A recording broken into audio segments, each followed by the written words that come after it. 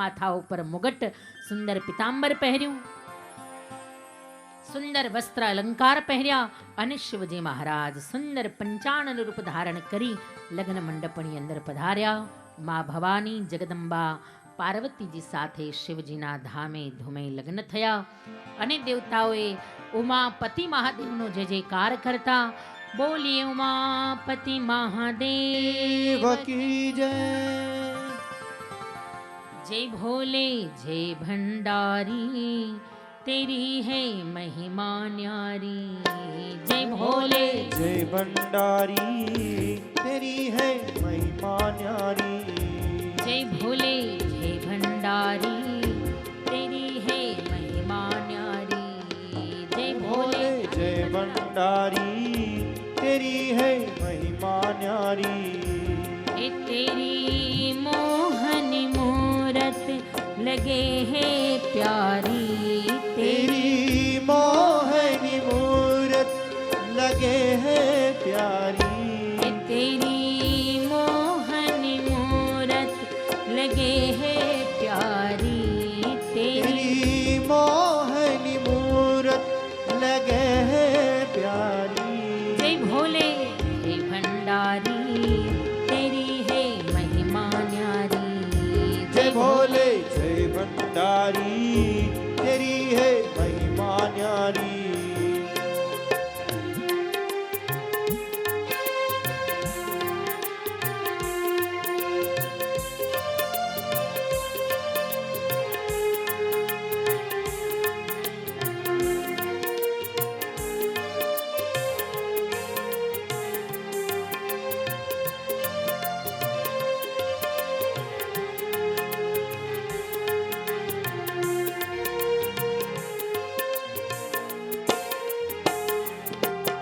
कण कण में है तेरा वास प्रभु।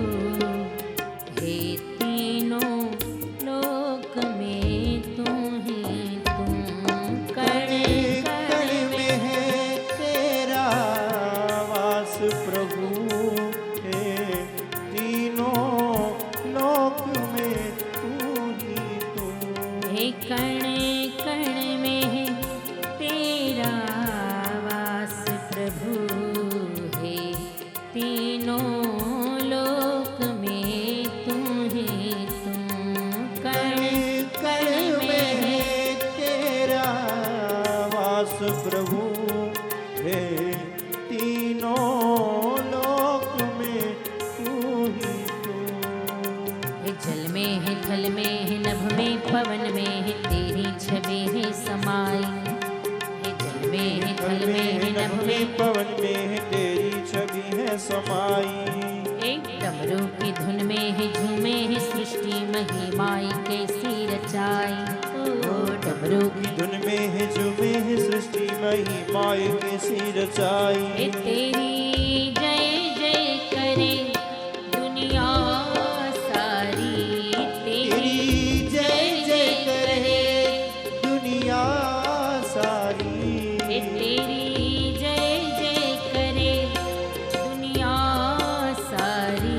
ओ तेरी जय जय करे दुनिया सारी। जय भोले जय भंडारी तेरी है महिमा न्यारी। जय भोले जय भंडारी तेरी है महिमा न्यारी।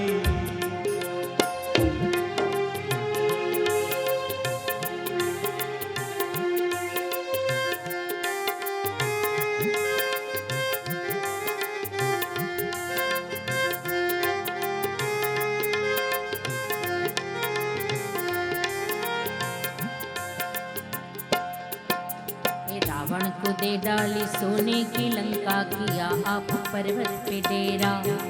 हे रावण को दे डाली सोने की लंका। या पर्वत पे डेरा। हे दानी है वरदानी है भोले बाबा है भक्तों पे उपकार तेरा। हे दानी है वरदानी है भोले बाबा है भक्तों के पुकार तेरा। हे रावण को दे डाली सोने की लंका किया आप पर्वत पे डेरा। हे रावण को दे डाली सोने की, लंका किया आप पर्वत पे डेरा। हे नहीं दूजा कोई तुम सा उपकारी, नहीं दूजा कोई तुम सा उपकारी। हे नहीं दूजा कोई तुम सा उपकारी, नहीं दूजा कोई तुम सा उपकारी। जय भोले जय भंडारी तेरी है महिमा न्यारी, जय भोले जय भंडारी तेरी है महिमा न्यारी। जय भोले जय भंडारी तेरी है महिमा न्यारी, जय भोले। जय भंडारी तेरी है महिमा न्यारी। परम दयालु परम कृपालु देवाधिदेव महादेव शिवजी,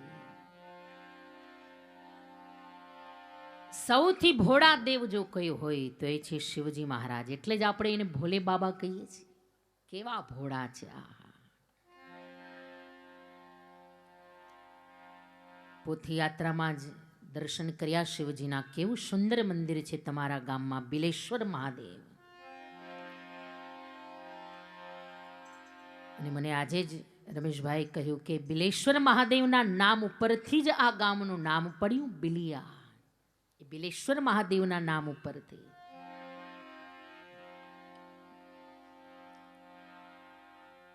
અને બીજી પણ હારે એક વાત નીકળી એટલે યાદી આપી દઉં કે તમારા બિલિયા ગામ સાથે આજકાલનો નાતો નથી. હું અમારા પરિવારનો 25 વર્ષનો જૂનો નાતો છે. અમારા કથાકાર ભટ્ટ પરિવારનો આ ગામ સાથે 25 વર્ષનો જૂનો નાતો છે.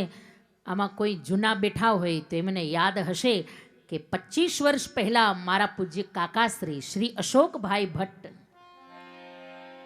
કે જે અહીંયા આ ગામની અંદર આ બિલિયા ગામમાં 25 વર્ષ પહેલા 90ની સાલમાં ને, હા 90ની સાલમાં આ ગામમાં કથા કરી ગયા આપણા રમેશભાઈ પટેલ અને એમના પિતાજી ચતુરબાપા પટેલ. એમના પરિવારમાં એ પારિવારિક કથા હતી અને એ પરિવારની અંદર ચતુરબાપા પટેલ એમના પરિવારમાં 25 વર્ષ પહેલાં 90ની સાલમાં મારા પૂજ્ય કાકાશ્રી શ્રી અશોકભાઈ ભટ્ટ આ તમારા બિલિયા ગામમાં કથા કરી ગયા. અને 25 વર્ષ પછી ફરી પાછા અમે અહીંયા રામકથા લઈને આવ્યા. એટલે આજકાલનો નાતો નથી. હું આ 25 વર્ષનો નાતો છે તમારા ગામ સાથે. આ 25 વર્ષ પછી ફરી પાછા. અને ખાસ શ્રી અશોકભાઈ ભટ્ટે પણ યાદી ખાસ અપાવી છે મને કે ભાઈ ખાસ સમસ્ત ગામજનોને સમસ્ત બિલિયાવાસીઓને જાહેરમાં બધાને મારા જય શ્રી કૃષ્ણ કહેજો, બધાને મારી યાદી આપજો. કારણ કે આ તો વર્ષોનો નાતો છે ભાઈ. કથાકાર અને શ્રોતાનો નાતો કોઈ સ્વાર્થનો નાતો નથી. જોજો આ પરમાર્થનો નાતો. આ કોઈ લોહીની સગાઈ ભલે ન હોય પણ આ ધર્મનો નાતો છે. આ ધર્મની સગાઈ છે. અમને ફોટા બતાવ્યા રમેશભાઈ અશોકભાઈના એમના પરિવારના 25 વર્ષ પહેલાનો એ ફોટા, 25 વર્ષ પહેલાના એ ચહેરા. આહા,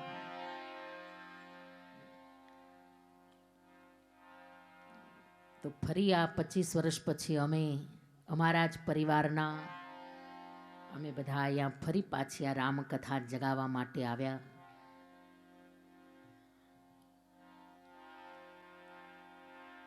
ખરેખર બહુ ભાગ્યશાળી ગામ છે ભાઈ, બહુ ભાગ્યશાળી ગામ. ખરેખર જો તો ખરા અમે 2-3 દિવસથી આવ્યા છીએ પણ માઇકમાં સાઉન્ડમાં એક વાર પણ એમ નથી કહેવું પડતું કે શાંતિ જાળવજો. નહીતર અમારે ગોપીઓને તો ધરાર હાથ પકડીને બેહાડવી પડે કે હવે તો બેહો, અમારો તો વારો આવવા દ્યો. સ્વાભાવિક છે બહેનોમાં, અને એમાંય આટલા બહેનો ભેગા થાય એટલે આ હા હા એ જે કલબલાટ ચાલુ થાય. પણ છતાંય તમારી શિસ્ત, તમારો સંયમ અને એના કરતાંય વધારે તમારા ગામની એકતા. આ જુઓ તો ખરા. નહીતર બધા અલગ અલગ સંપ્રદાયમાં ઘણા અલગ અલગ સંપ્રદાયના પણ છે. કોઈ રામને માને છે, કોઈ કૃષ્ણને માને, કોઈ શિવને માને, કોઈ સ્વામિનારાયણ સંપ્રદાયના પણ છે. એ લોકો પણ કથા સાંભળવા આવે. પણ છતાંય જો બધાનો સંપ, બધાની એકતા, ખરેખર એટલા માટે જ તમે આવું વિશાળ કાર્ય કરી શકો છો, કારણ કે તમારા ગામમાં સંપ છે. અને આવો ને આવો સંપ કાયમના માટે રહે એવા અમારા બ્રાહ્મણ પરિવારના આશીર્વાદ. કારણ કે સંપ છે ને ત્યાં જ ભગવાનનો નિવાસ છે.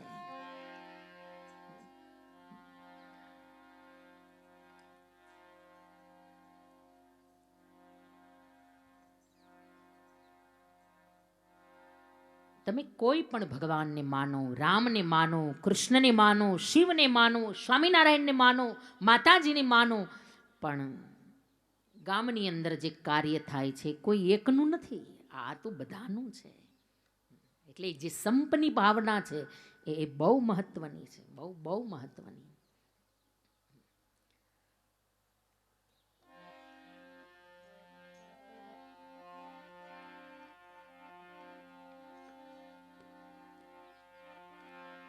બિલેશ્વર મહાદેવના ચરણમાં સુંદર રામજી મંદિરના આ દશાબ્દી મહોત્સવ નિમિત્તે આ સુંદર રામકથાનું આયોજન. ને હજી તો કથા ચાલુ થશે. આજે ત્રીજો દિવસે થઈ ગયો લ્યો, ને હમણાં 9 દિવસે પૂરા થઈ જશે, ખબર નહીં પડે. દુઃખના દિવસો પસાર થતા વાર લાગે, પણ આનંદના દિવસો, સુખના દિવસો, અને એમાંય કથા. અમને તો અનુભવ છે કે કથા કરવા જઈએ ને એટલે હજી તો પોથી યાત્રા ચાલુ થાય ત્યારે એમ લાગે કે હજી ચાલુ થઈ, પણ ત્યાં તો ક્યારે પૂરી થઈ જાય ખબર ન પડે. પલક ઝપકમાં તો એ કથા વિરામ થઈ જાય, કારણ કે કથાની દિવ્યતા, એ કથાનો આનંદ.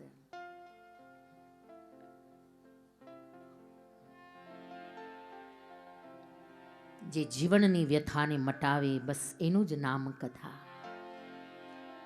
જીવનની વ્યથા મટાવે, જીવનની ખરાબ અને ખોટી પ્રથાને બદલે, એનું નામ કથા. આટલી કલાક અમે બોલીએ ને આટલી કલાક તમે બેસો, પણ એ કથા ફળે ક્યારે? કે આપણા જીવનની વ્યથા મટે, અને કદાચ ને જીવનમાં કંઈ ખરાબ ખોટી પ્રથા હોય તો એ પ્રથાને બદલજો. એ કથાનું ફળ છે, એ કથાનું સાચું પરિણામ છે. આટલા લોકોમાં કદાચ 2-5નું જીવન જો બદલાય, 2-5ના જીવનમાં જો સારા નિયમ આવે, તો એ આપણી કથા કરી એ સફળ છે. ગણાય કે અરે આટલી કલાક કથામાં બેસવાથી શું લાભ? આટલી કલાક બધા બેસે, આનાથી શું લાભ, શું ફળ? કારણ કે કલયુગનો માણસ છે ને, એટલે લાભ પેલા જોવે. કઈ લાભ થાય તો કરીએ, કારણ કે આખરે તો કલયુગનો માણસ છે એટલે બેનિફિટ પેલા જોવે. કઈ લાભ છે? પણ હું તો એમ કહીશ કે મોટામાં મોટો લાભ તો બીજા ઘણા છે, પણ મોટામાં મોટો લાભ તો એ કે આટલી કલાક તમે અહીંયા કથામાં બેઠા, તો આટલી કલાક સુધી દુનિયાની નિંદા, દુનિયાની પંચાત, દુનિયાની આડી અવડી વાતો, કામ, ક્રોધ, લોભ, અભિમાન, આ તમામ દુર્ગુણથી તમે બચીને આટલી કલાક રહો. વિચાર કરો, આ કેવડો મોટો લાભ છે. કેવડો મોટો લાભ છે. આટલી કલાક તો આપણી દુનિયાની નિંદાથી બચ્યા. આટલી કલાક તો આપણે કામ, ક્રોધ, લોભ, અભિમાન, આ કંઈ પણ વસ્તુ અંદર નથી આવી શકતી. કથાના મંડપમાં ન કામ આવે, ન ક્રોધ આવે, ન અભિમાન, આ કોઈ પણ દુર્ગુણ અંદર ન આવે. તમે જેવા અંદર પ્રવેશ કરો એટલે બધા દુર્ગુણ બહાર નીકળી જાય. હા, બહાર પાછા રાહ જોઈને ઊભા હોય. જેવા નીકળો એટલે જેના હોય પાછા એમાં ગોતી જ લીએ કે આપણા વાળા કોણ છે. પણ એટલી કલાક તો કમસે કમ વિચાર કરો. અને આટલી કલાક આ તમે જે એક આસન, એક પલાઠી, આ 3 થી 6 અને રાત્રે 8 થી 11, ગઈકાલે રાત્રે 11, 11:30 વાગે પણ એક પણ વ્યક્તિ આમાંથી ઊભું ન થાય. આટલી કલાક કથામાં તમે બેસો. આ ખાલી ટાઈમ એમને એમ નથી જતો. આટલો ટાઈમ આપણો ભગવાનના ચોપડામાં નોંધ થાય છે. ભગવાન લખે છે કે આટલી કલાક આ માણસ મારી કથામાં બેઠો છે. જે પણ ક્રિયામાં ભગવાનનું ભજન ભળે ને એ ક્રિયા નહીં, એ પછી યોગ બની જાય છે, એ પછી આપણી સાધના બની જાય, એ આપણી ભક્તિ બની જાય. એટલે આ આટલી કલાક જે આપણે બેસીએ છીએ અહીંયા, એ આપણો યોગ છે, એ આપણી સાધના છે, એ આપણી ભક્તિ છે. ચાલતા ચાલતા ભગવાનનું નામ સ્મરણ કરો એટલે ચાલવું નહીં, એ આપણી પરિક્રમા બની જાય. સુતા સુતા ભગવાનનું સ્મરણ કરો, અને જો નિંદર આવી જાય તો એ નિંદ્રા નહીં, નિંદ્રા સમાધિ સ્થિતિ. આ કોઈ ઘરની વાત નથી, આ મંત્રો છે બધા. સંચાર પદયો પ્રદક્ષિણ વિધિ શ્રોત્રાણી સર્વાંગીરો અને યદ યદ કર્મમ કરોમિ તત્તદખિલમ શંભુ તવારાધનમ. જે ક્રિયામાં ભગવાનનું ભજન ભળે એ તમામ ક્રિયા ભગવાનની, શંભુની, શિવની આરાધના બની જાય. એટલે આટલી કલાક આપણી લખાય છે ભગવાનના ચોપડામાં. અને વિચાર કરો, આ કેવડું મોટું તપ. આ 3 કલાક બપોરે, 3 કલાક રાત્રે, આ 6 કલાક. તમે જ કયો, કદાચ ઘરે એમ થાય કે હાલો ના તો 3 કલાક એક ધારું બેસીને માળા કરવી છે તો થાશે? તમે જવાબ આપો. 3 કલાક એક ધારું આસન ઉપર બેસી શકાય? એક ધારી 3 કલાક સુધી ઘરે માળા થાય? અને કદાચ કરવા બેસીએ ને તો કાં ઘરના જ કંઈક ને કંઈક કામ સોંપે, કાં તો આપણને જ કંઈક ને કંઈક કામ યાદ આવે, કાંઈ નહીં તો કંટાળો આવે, એમ થાય કે આજે નહીં કાલે કરશું. સ્વાભાવિક છે. પણ કથાની અંદર આટલી કલાક આપણે બેસીએ છીએ, આટલી કલાક સુધી એક આસને, એક પલાઠીએ. વિચાર તો કરો, આ કેવડી તપસ્યા છે આપણી, આ કેવું કઠોર તપ છે.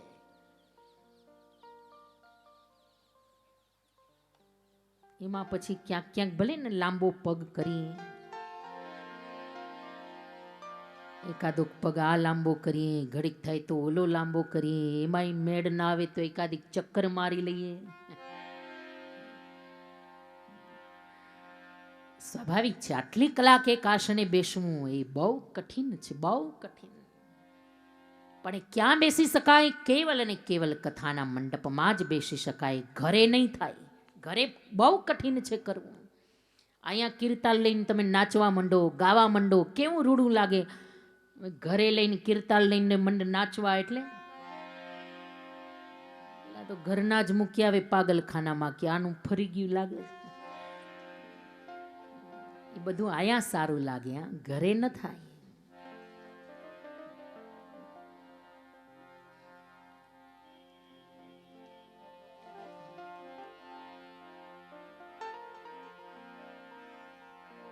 કથાની અંદર તમે નાચી શકો, ગાઈ શકો, કીર્તાલ વગાડીનો ભાગ થઈ શકો, એ બધું અહીંયા થાય, ઘરે ન થાય.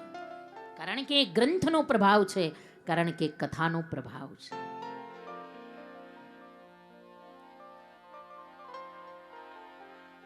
શિવ અને પાર્વતી, પછી તો મહાદેવ બધા દેવતાઓની સાથે કૈલાશની અંદર પધાર્યા. કૈલાશની અંદર પરમાનંદ છવાયો છે. તમામ દેવતાઓએ શિવ અને પાર્વતીની પૂજા કરી. સુંદર સજોડે શિવ અને પાર્વતીજીની આરતી ઉતારી અને બધા પોતપોતાના નિજધામની અંદર ગયા. અને અહીંયા સુંદર શિવ અને પાર્વતીનો વિહાર. ધીરે ધીરે સમય મંડ્યો વીતવા, અને સમય જતા શિવ અને પાર્વતીજીને ત્યાં ષડાનન 6 મુખવાળા એવા કાર્તિક સ્વામીનું પ્રાગટ્ય થયું કે જેના હાથે ભયંકર અસુર તારકાસુરનો વિનાશ થયો છે. કાર્તિક સ્વામીના હાથે તારકાસુર મરાયો. ધીરે ધીરે સમય મંડ્યો છે વીતવા, અને પછી તો શિવ અને પાર્વતીજી કૈલાશ ઉપર વિહાર કરી રહ્યા. ધીરે ધીરે સમય મંડ્યો છે વીતવા, અને એકવાર હવે અહીંયાથી બાબાજી સુંદર રામકથામાં લઈ જતા. હવે અહીંયાથી શિવજી દ્વારા રામકથા શરૂ થઈ રહી છે. અત્યાર સુધી જે કથા ચાલે છે એ યાજ્ઞવલ્ક દ્વારા ભરદ્વાજ સાંભળે છે. યાજ્ઞવલ્ક કથા કરી રહ્યા છે, અને હવે અહીંયાથી વક્તા બનશે મહાદેવ શિવજી, અને શ્રોતા બનશે મા ભવાની પાર્વતી. અને બાબાજીએ સુંદર ચોપાઈ દ્વારા લખી નાખ્યું કે એક બાર તેહી તર પ્રભુ ગયઉં એક बार भीतर प्रभु गया तरुण बिलो की उर अति सुख भय तरुण बिलो की ओर अति सुख निज कर डासी नागरी पूछाला निज कर दासी नागरी पूछाला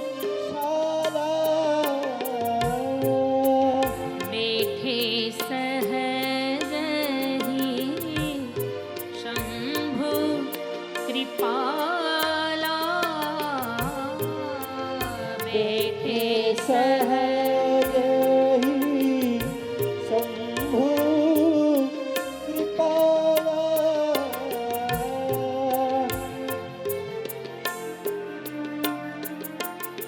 के कुंद इंदु इधर गौर शरीरा कुंद इंदु कर गौर शरीरा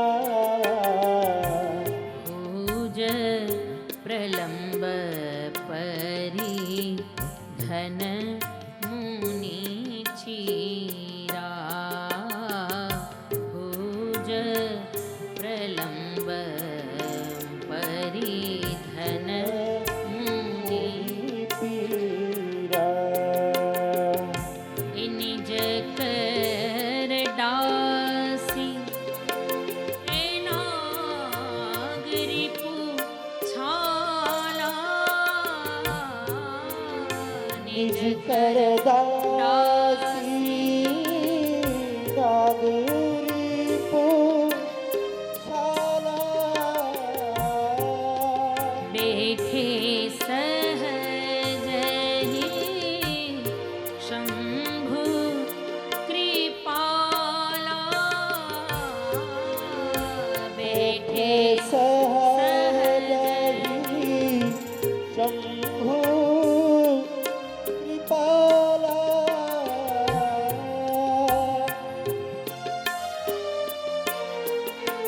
जटा मुकुट सुर सरित शिर लोचन नलीन विशाल नीलकंठ लावण्य निधि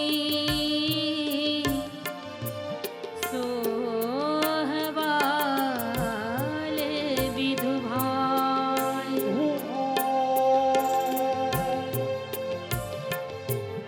के बैठे सोह एकामरीपु कैसे बैठे सोह काम विपु कैसे धरे शरीर शांत रस जैसे हरे धरे शरीर शांति रसु जैसे हे पार्वती भल अवसर जानी पार्वती भले अवसर जानी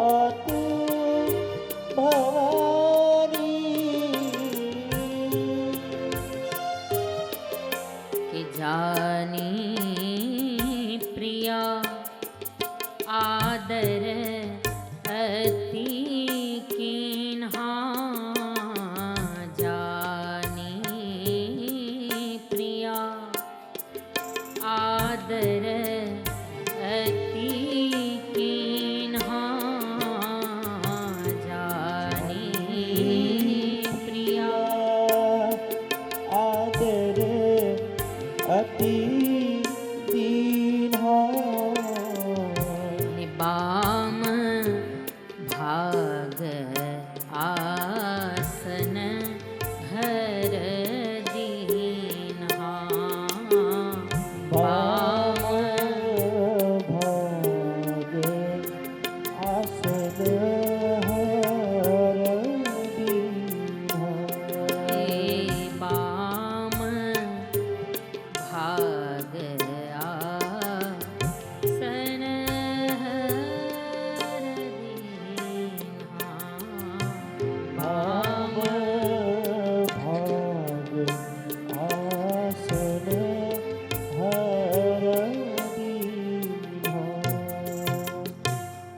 એક બાર તેહી તર પ્રભુ ગયઉં અને તરુ બિલો કી ઉર અતિ સુખ ભયઉં. એકવાર શિવજી મહારાજ બહુ આનંદના મૂડમાં છે અને સુંદર વટવૃક્ષની નીચે અક્ષય વડ નીચે શિવજી મહારાજ આવ્યા.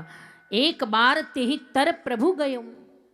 અક્ષય વડની છાવ નીચે ભગવાન શિવજી મહારાજ પધાર્યા અને તરુ બિલો કી ઉર અતિ સુખ ભયઉં.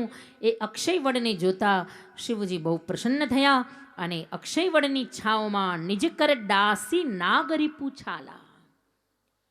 સુંદર આસન બિછાવી શિવજી અને બેઠે સહજહી શંભુ કૃપાલા. શિવજી મહારાજ પોતાની સહજતાથી સુંદર આસન બિછાવી અને અક્ષય વડ નીચે એ વટવૃક્ષની છાવમાં શિવજી મહારાજ વિરાજમાન થયા. અને કેવા લાગે છે શિવજી આજે?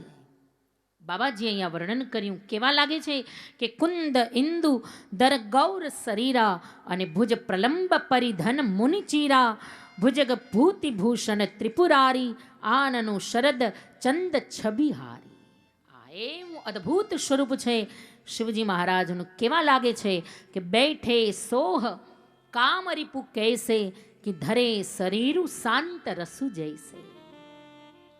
હજારો કામદેવની અદ્ભુત છબીને નિહાળતા જાણે હજારો કામ આજ એક સ્વરૂપ ધારણ કરીને બેઠો હોય એવું અદ્ભુત સ્વરૂપ શિવજીનું લાગી રહ્યું છે. અને કેવા લાગે છે? ધરે શરીરુ શાંત રસુ જૈસે. જાણે સાક્ષાત શાંત રસ આજ સ્વરૂપ ધારણ કરીને બેઠો હોય. આજે શિવજી રામ કથા કહેવા માટે બેઠા છે. હમણાં જ માં ભવાની પાર્વતીજી આવશે અને કથા કહેવાની છે. એટલા માટે આજ શિવજી મહારાજ પહેલેથી જ વક્તાનું સ્વરૂપ ધારણ કરીને કથાકાર બનીને બિરાજમાન થયા છે. શિવજી કેવા છે શિવજી? જટા મુકુટ સુર સરિત શિર અને લોચન નલીન વિશાલ. અહીંયા શ્રી તુલસીદાસજી મહારાજે રામકથાના વક્તાના લક્ષણો અહીંયા બતાવ્યા. શિવજીનું સ્વરૂપ બતાવીને આજ વક્તા બનીને બેઠા છે.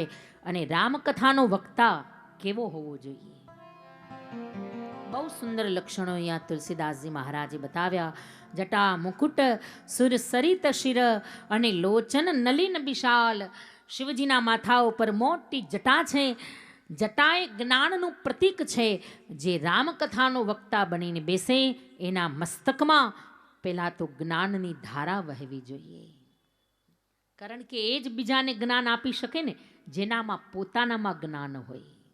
જે પોતે જ્ઞાની હોય એ જ બીજાને જ્ઞાન પીરસી શકે જેને પોતાને જ્ઞાન હોય. જટા એ જ્ઞાનનું સ્વરૂપ છે. શિવજીના માથા ઉપર સુંદર જટા છે. ખાલી જટારૂપી જ્ઞાન છે એટલું જ નહીં, એકલું જ્ઞાન એ પણ ક્યારેક નિરસ બની જાય. એકલું જ્ઞાન એ પણ ક્યારેક અભિમાન કરાવે. એકલું જ્ઞાન એ પણ ક્યારેક પતન કરાવે. પણ જટામાંથી સુંદર સુરસરિત શિર સુંદર ગંગાજીની ધારા વહે છે. ગંગા એ સાક્ષાત ભક્તિનું સ્વરૂપ છે. કેવી સુંદર ઉપમા આપી બાબાજીએ કે વક્તાના મસ્તિષ્કની અંદર જ્ઞાન તો હોવું જોઈએ, પણ એ જ્ઞાનની સાથે સાથે ભક્તિની ધારા પણ વહેવી જોઈએ. એકલું જ્ઞાન નકામું છે. જ્ઞાન ભક્તિ વિનાનું જો હશે તો એ જ્ઞાન પતન કરાવશે. ભક્તિ વિનાનું, પ્રેમ વિનાનું જ્ઞાન એ નિરસ બની જાય છે. ભક્તિ વિનાનું જ્ઞાન એ ઘણીવાર શુષ્ક બની જાય. વક્તા જેટલો જ્ઞાની હોય એટલો જ રામકથાનો પ્રેમી હોવો જોઈએ, એટલો જ રામકથાનો, રામચરણનો ભક્ત હોવો જોઈએ. એનામાં જ્ઞાન હોય, સાથે એટલી જ ભક્તિ પણ વહેતી હોય. ગંગા એ ભક્તિની ધારા છે. ગમે એટલું જીવનમાં જ્ઞાન હોય, ગમે એટલું વૈરાગ્ય હોય, પણ જો ભક્તિ નહીં હોય ને તો આ બે વસ્તુ નકામી છે. ગમે એટલું જ્ઞાન હોય, વૈરાગ્ય હોય, પણ જો ભક્તિ ન હોય. કોઈ વસ્ત્રને ધોવા માટે તમે ગમે એટલો સાબુ લગાડો, ગમે એટલા ધોકા મારો, પણ જ્યાં સુધી એમાં પાણી ન રેડો ને ત્યાં સુધી એ વસ્ત્ર સ્વચ્છ નહીં થાય. જ્ઞાન એ સાબુ છે, વૈરાગ્ય ધોકા જેવો છે.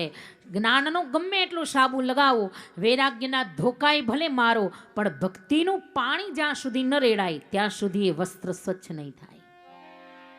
અને સાબુ એમને એમ ન લાગે, એમાં પેલા વસ્ત્રને પલાળવું પડે ને. જ્યાં સુધી આ વસ્ત્ર ભક્તિના પાણીમાં પલળેલું નહીં હોય ત્યાં સુધી જ્ઞાનનો સાબુ નહીં લાગે. યાદ રાખજો, પ્રેમમાં પલળેલું હોય, ભક્તિમાં ભીંજાયેલું હોય. એટલે મીરાબાઈ બોલ્યા ને કે ભીતર ભીંજાણા વિના, મનડું રંગાણા વિના, વૈરાગ્ય નવ લાગે. જ્યાં સુધી ભીતર ભક્તિથી ભીંજાયેલું ન હોય, જ્યાં સુધી પ્રેમથી ભીંજાયેલું ન હોય ત્યાં સુધી જ્ઞાન વૈરાગ્ય નહીં લાગે ભાઈ.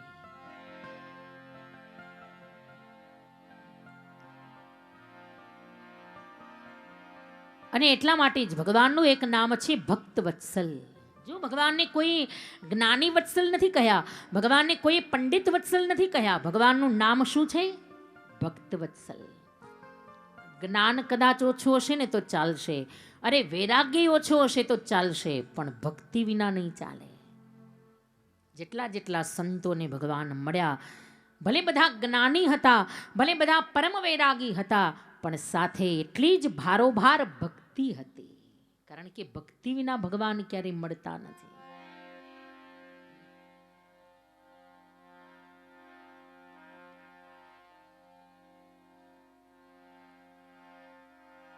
જટારૂપી જ્ઞાનનું મુગટ છે. એ જટારૂપી જ્ઞાનમાંથી સુંદર ગંગારૂપી ભક્તિની ધારા વહે છે. અને વળી લોચન નલિન વિશાલ, શિવજીના વિશાળ નેત્ર છે. યાની કે બાબાજીએ બહુ સુંદર લક્ષણ બતાવ્યું કે રામકથાનો જે વક્તા છે એના નેત્ર વિશાળ હોય. વિશાળ નેત્ર હોય એનો અર્થ કે એના માટે દરેક શ્રોતા સમાન હોવો જોઈએ. કથાકારની કથા દરેક શ્રોતા માટે સરખી હોવી જોઈએ. એમાં કંઈ ઊંચ નીચનો ભેદભાવ ન ચાલે. કોઈ મોટો માણસ આવે તોય ભલે, કોઈ નાનો વ્યક્તિ આવે તોય ભલે, પણ કથાકારની, વક્તાની કથા બધા માટે સરખી. કારણ કે આ તો ભગવાનની કથા છે. એની દ્રષ્ટિ વિશાળ હોવી જોઈએ. લોચન નલિન વિશાલ, અને વળી નીલકંઠ. શિવજી નીલકંઠ બનીને બેઠા છે. ગળાની અંદર ઝેર ધારણ કર્યું એટલા માટે શિવજી નીલકંઠ કહેવાયા. ગળું થોડું નીલવર્ણું થયું એટલા માટે શિવજી નીલકંઠ કહેવાયા. બાબાજી બહુ સુંદર લક્ષણ બતાવ્યું કે શિવજી નીલકંઠ બનીને બેઠા છે, તો રામકથાનો વક્તા પણ નીલકંઠ હોવો જોઈએ. કેવું સુંદર વાત બતાવી બાબાજીએ કે જે વક્તા બનીને બેસે ને એનું જીવન જાહેર જીવન છે. અને એવું નથી કે ખાલી જગતમાંથી અમૃત જ મળે.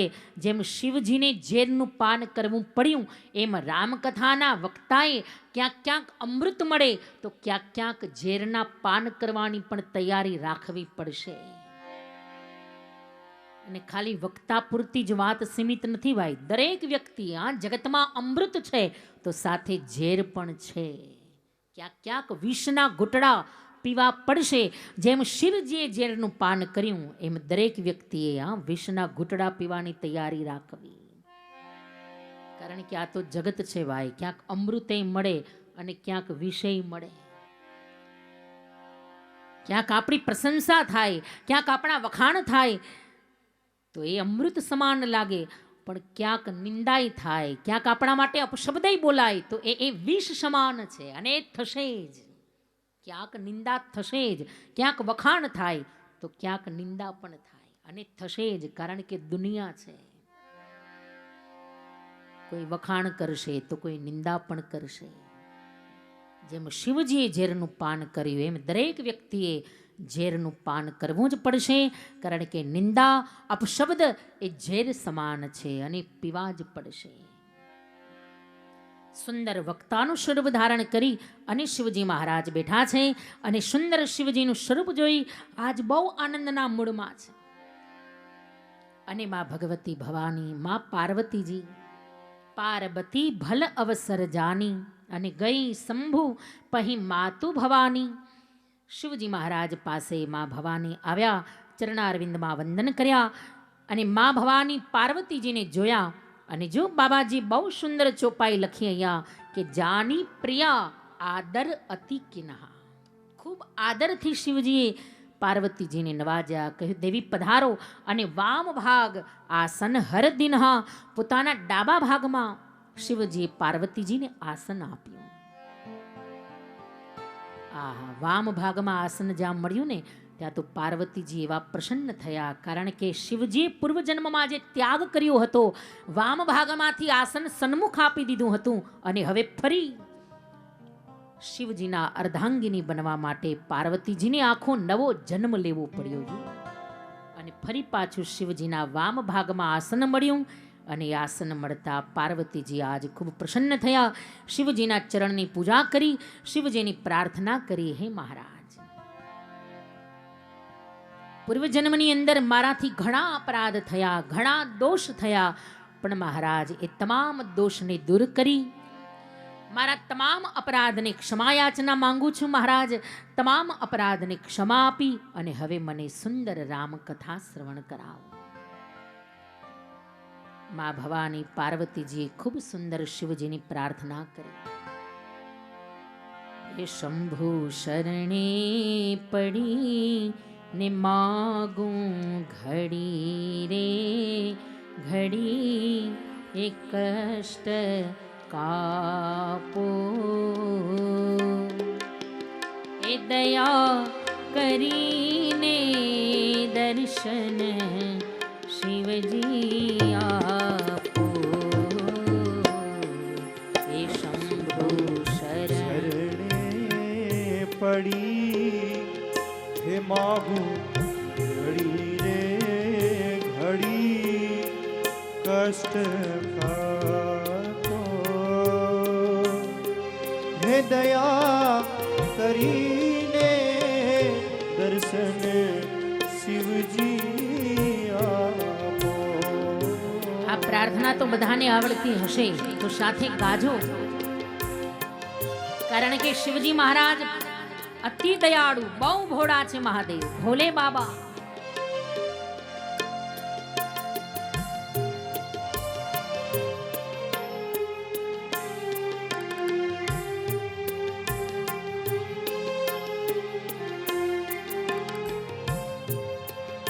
એ અંગે ભસ્મ શ્મશાનની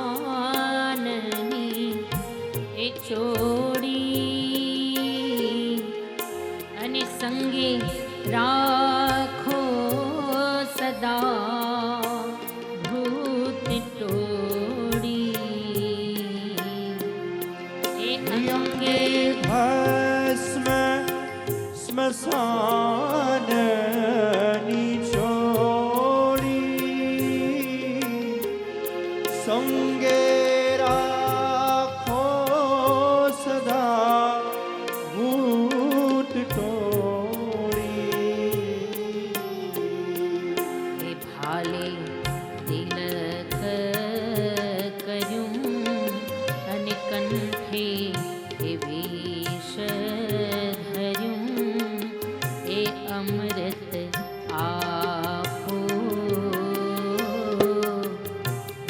એ દયા કરીને એ દયા કરીને એ દયા કરીને દયા કરીને દર્શન શિવજી આપો. એ શંભુ શરણે પડી હે માગો હરી રે હરી કષ્ટ મારા આપો. હે દયા કરીને દર્શન શિવજી આપો.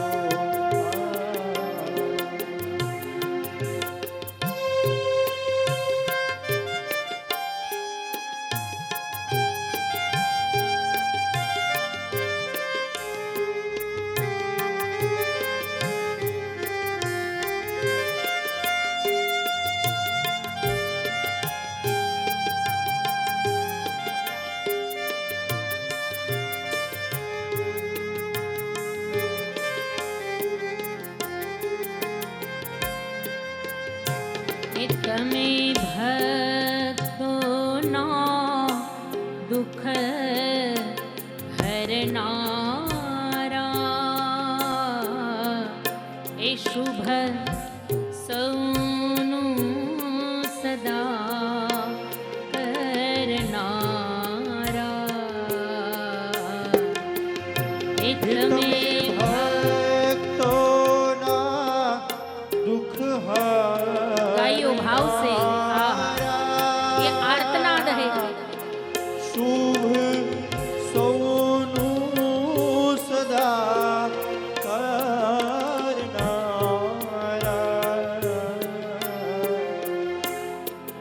મારી મંદ મતીને તારી એ અકળ ગતિ એ શાંતિ આપો.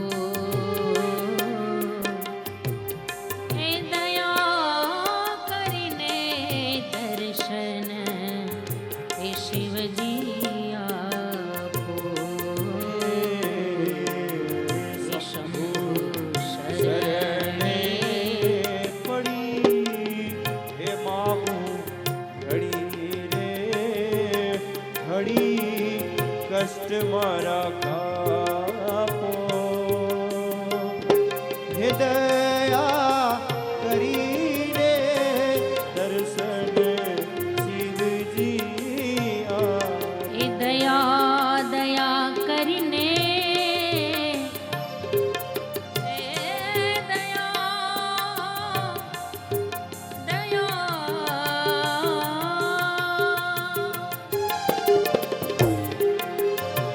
એ દયા કરીને દયા કરીને દયા કરીને દર્શન એ ભોલે બાબા આપો આપો આપો. એ દયા કરીને દર્શન શિવજી એ શિવજી એ શિવજી બોલીએ બિલેશ્વર મહાદેવ. મહાદેવ કી જય.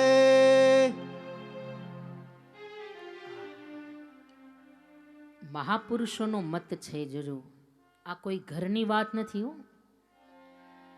કે તમે કોઈ પણ દેવને માનો, ભલે ને રામને માનો, કૃષ્ણને માનો, માતાજીને માનો, સ્વામિનારાયણ ભગવાનને માનો, કોઈ પણ દેવને તમે માનો, પણ દિવસમાં એકવાર શિવ દર્શન તો કરજો કરજો ને કરજો. એકવાર દિવસમાં શિવ દર્શન તો કરજો ભાઈ. દિવસના 5 પ્રકારના પાપ એક માત્ર શિવ દર્શન કરવાથી દૂર થઈ જાય છે. 5 પ્રકારના પાપ પછી તમે કરો કે ન કરો, આ 5 પ્રકારના પાપ તો તમારી ઉપર ચડી જ જાય છે. કદાચ આપણને એમ થાય અરે અમે ક્યાં કંઈ પાપ કરીએ છીએ, પણ એ તો ચડી જ જાય સહજતાથી. આ સહજ પાપ છે. 5 પ્રકારના પાપ. પેલું તો તમે ઘરમાં સફાઈ કરો ને, સંજવારી લઈને કચરો કાઢો એટલે આપણને ખબર છે કેટલા જીવાત, કેટલો કોઈ જીવડા, જીવજંતુ મરતા હોય. આ પાપ તમારી ઉપર ચડી જ જાય. પછી તમે ગોરા વિછરો, પાણી ભરો, એમાં કોઈ જીવાત મરે, એ પાપ ચડી જાય. આ તમે કરતા નથી, આ સહજ પાપ છે, એની મેળે ચડી જ જાય આપણી ઉપર. તમે ચાલો, ચાલવાથી ઘણા જીવાણુ મરતા હોય, સૂક્ષ્મ જીવાણુ, એની ખબર નથી આપણને, અજાણતા પાપ થઈ જાય છે, એ પાપ. બીજું, આપણે ભોજન બનાવવા માટે ચૂલો પેટાવીએ. હવે તો જો કે ચૂલા ગયા, ગેસ આવી ગયા, પણ રસોઈ બનાવવામાં પણ ખબર નથી આપણને કેટલા જીવાત, કેટલા જીવજંતુ મરતા હોય, એ પાપ ચડી જાય. અને બીજું, આપણે બોલીએ, શ્વાસોશ્વાસની ક્રિયામાં કેટલી પ્રકારના જીવજંતુ મરતા હોય. આ 5 પ્રકારના પાપ તમે કરો કે ન કરો, એ તમારી ઉપર ચડી જ જાય છે. પણ મહાપુરુષોનો મત છે કે આ 5 પ્રકારના પાપનો જો વિનાશ કરવો હોય તો દિવસમાં એકવાર શિવ દર્શન કરજો. એકવાર શિવ દર્શન કરજો. અવડા પડેલા ગ્રહ પણ તમારા સવડા થઈ જશે હો. કારણ કે દરેક ગ્રહોના સ્વામી છે દેવાધિદેવ મહાદેવ શિવજી મહારાજ. દરેક ગ્રહોના સ્વામી, દરેક ગ્રહો શિવજીના ચરણના દાસ છે. તમે શિવ દર્શન રોજ કરો ને એટલે તમારી જન્મ કુંડલી કદાચ અવળી હશે તો એ સવડી થઈ જશે. એક વાર તો શિવ દર્શન કરવા. અને શિવજી કેવા દયાળુ, આહા, એના જેવા ભોળા. બાકી બધાય દેવને રાજી કરવા હોય ને તો હજી વાર લાગે. હું વર્ષો સુધી તપસ્યા કરું ને ત્યારે રાજી થાય. જ્યારે શિવજી તો એક પુષ્પમ, એક બિલીપત્રમ, એક લોટા જલ કી ધાર, તો દયાલુ રીજ કે દેત હૈ ચંદ્ર મૌલી ફલ ચાર. એક પુષ્પ ચડાવો, એક બિલીપત્ર ચડાવો અને ખાલી એક લોટા જલની ધાર ચડાવો, એની બીજી કાંઈ જરૂર નથી. અને લોટો ભણીને પાણી ચડાવી દો તોય શિવજી કે હું રાજી. કેવા ઉદાર, આહા, જુઓ તો ખરા, કેવા દયાળુ, કેવા ઉદાર. રામજીએ પોતાનો એક દિવસ આપ્યો રામનવમી, કનૈયાએ પોતાનો એક દિવસ આપ્યો જન્માષ્ટમી. માં ભગવતી જગદંબાએ વળી થોડી વધારે ઉદારતા બતાવી, એણે 9 દિવસ આપ્યા નવરાત્રી. પણ શિવજી એમાંય કેવા ઉદાર, એક દિવસ નહીં, 9 દિવસ નહીં, એમાંય આખો મહિનો આપી દીધો. જાઓ શ્રાવણ મહિનો તમે તમારા લોટા ચડાવો ને લેરું કરો. એમાંય કેવા ઉદાર, આખો શ્રાવણ મહિનો આપી દીધો.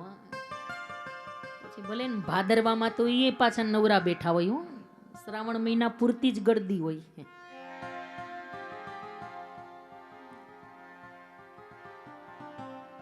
શિવજી જેવા ઉદાર, આ પરમ ભોલેનાથ, બહુ ભોળા છે શિવજી. અને જે માગો તે આ.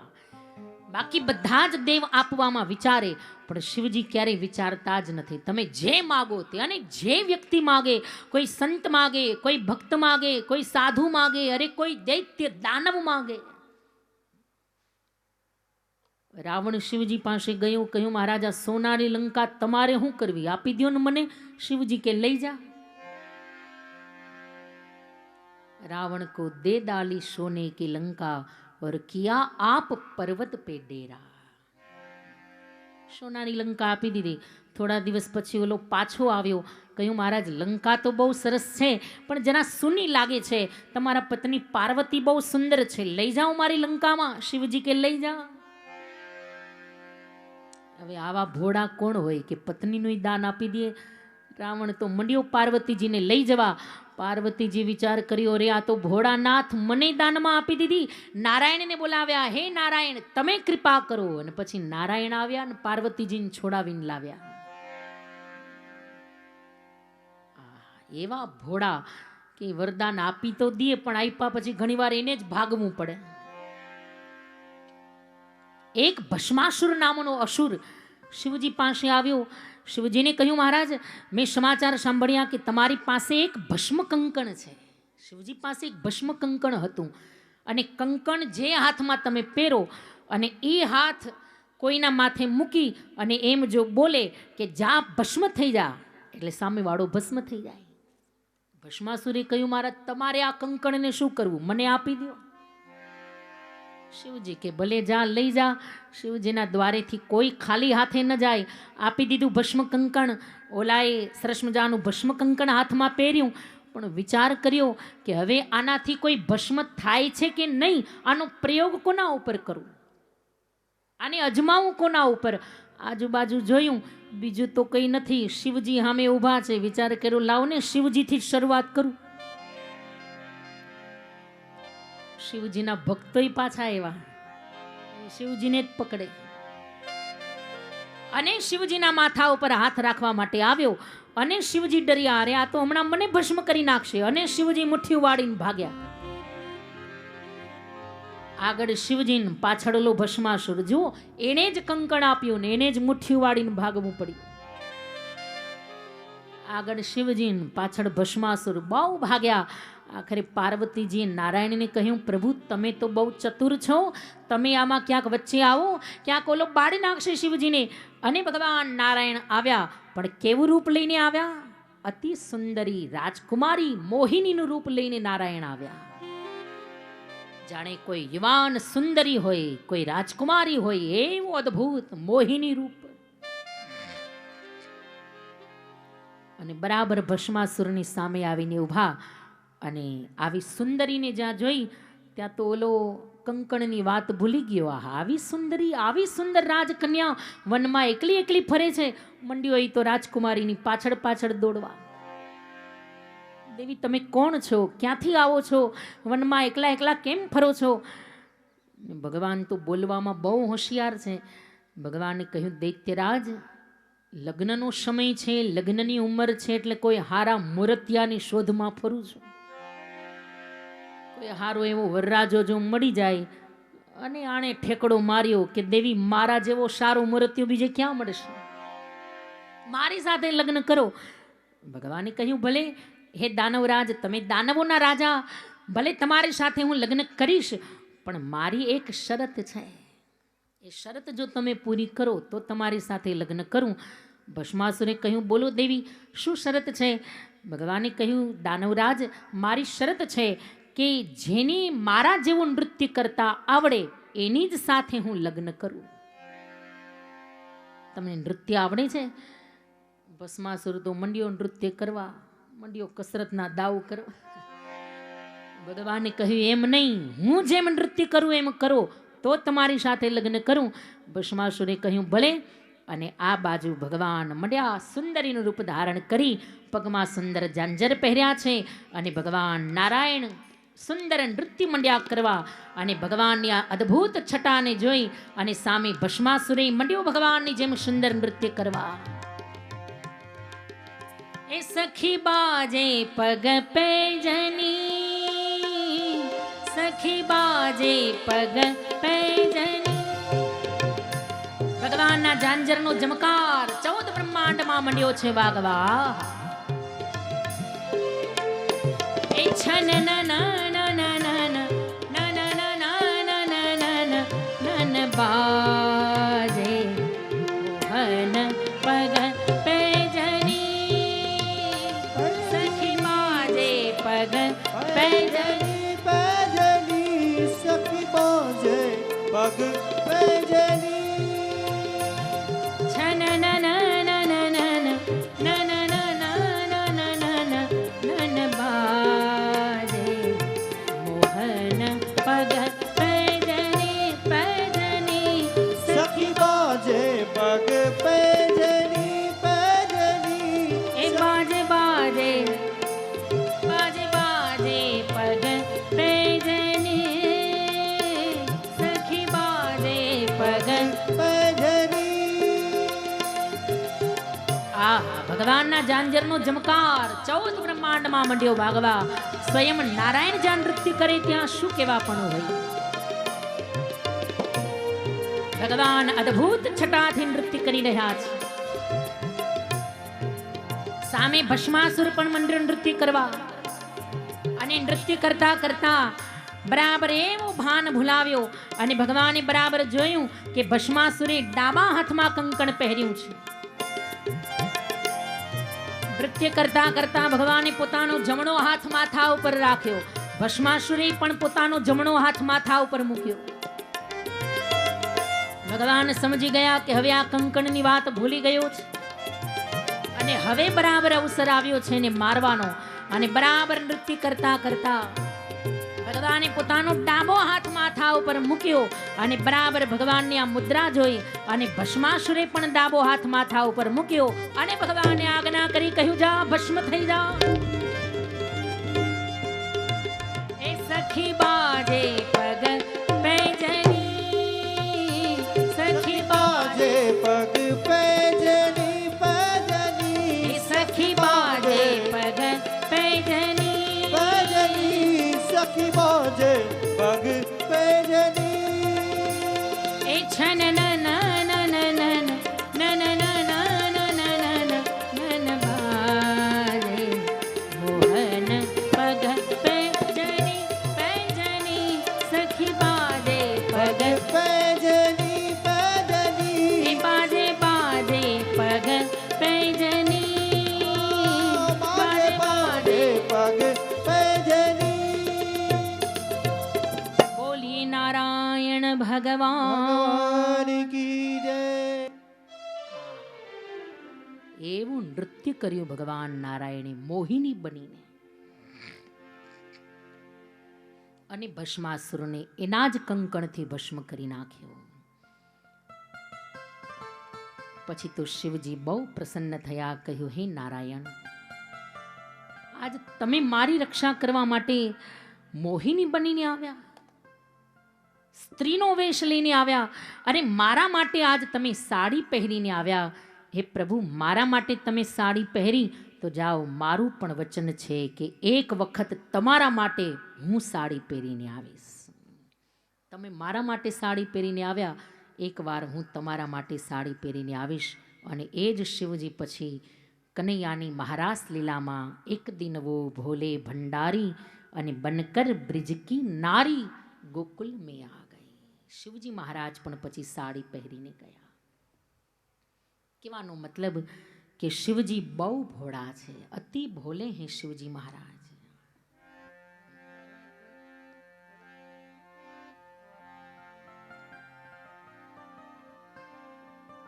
પાર્વતીજી મહાદેવની પ્રાર્થના કરી. કહ્યું મહારાજ, પૂર્વ જન્મમાં જે ભૂલ થઈ એ ભૂલને હવે સુધારવી છે. પૂર્વ જન્મની અંદર જે મને શંકા થઈ રામલીલામાં, એ શંકાને હવે દૂર કરવી છે. અને પ્રભુ, એ શંકાને દૂર કરવા માટે રામકથા સાંભળવી જ પડે તો જ શંકા દૂર થાય. માટે હે મહારાજ, હે મહાદેવ, મને કથા શ્રવણ કરાવો, મારે રામકથા સાંભળવી છે. પૂર્વ જન્મમાં બરાબર સંપૂર્ણ કથા સાંભળી નથી, એટલા માટે મને રામલીલામાં શંકા